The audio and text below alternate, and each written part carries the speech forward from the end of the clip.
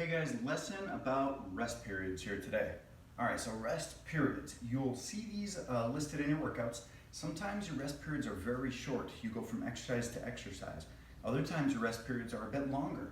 And you might say, well, what the heck do I do during these rest periods? Well, I put out another video on stretching during those rest periods. But I'm gonna talk to you right now about these rest periods in terms of why they're important and how this actually works. So as an example, because it's an easy exercise for everyone to understand and simple to demonstrate, is bicep curls. So let's say I'm doing bicep curls and I see my reps listed in the workout are, let's just say for example, 12. Okay, let's say I'm at 9, 10, 11, and 12. Okay, so should I just be done? Well, it looks like I could have probably kept going. Yeah, look at this. I could have kept going. And so therefore, the intensity was not appropriate for that exercise, okay? So if I didn't actually have to stop, well then I'm not done. And so you should, if you can, increase that intensity to make it so you are finished at that 12th rep or 13th rep. But let's say you did have the intensity dialed in and you were at that 11 and then you go for 12 and you barely get it, slowly on the way down. Okay, done. Let's say your intensity was at that level. All right, now you should need to rest. If I were to take 6, 7, 8 seconds and then decide, okay, gonna try again, I shouldn't be able to get another rep. That tells me I worked out at the right intensity level. So I should have to set the weights down. And then of course, usually you're going to be going on to another exercise.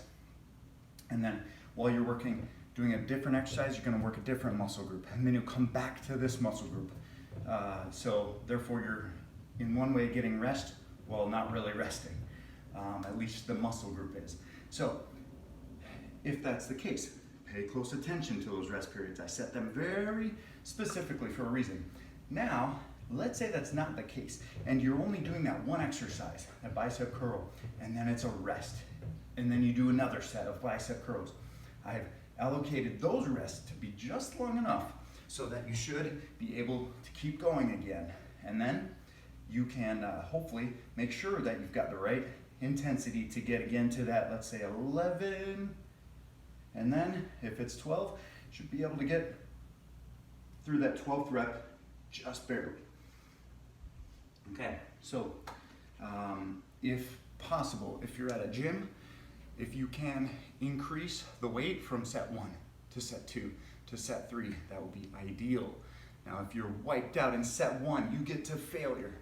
It's not gonna happen. Those muscles just don't have it in them to do that, all right? So you're gonna probably need to try to stick to that weight and give yourself plenty of rest. On the other hand, if you cut yourself short of failure by a few reps in the first set, that's perfectly fine. In set 2, we better be getting closer to that failure, especially if that's your last one. But if it's not, and you've got a set 3, take that rest to make sure you can get through those reps. Let's say you are supposed to hit 12 and you only get to 10 or you only get to 11 and that's all you've got to give. Beautiful, that's all that matters. All right, so I hope that made sense. Rest periods are there for a reason. If we're not needing the rest, then we are not working hard enough. And if you need a little extra rest, well, that could be okay. If you absolutely have to take it, you have to take it. It might possibly mean that you're working a little bit too hard or the workout's too challenging, in which case I need to know. So, yeah, that's my little spiel on rest periods. I hope it was helpful.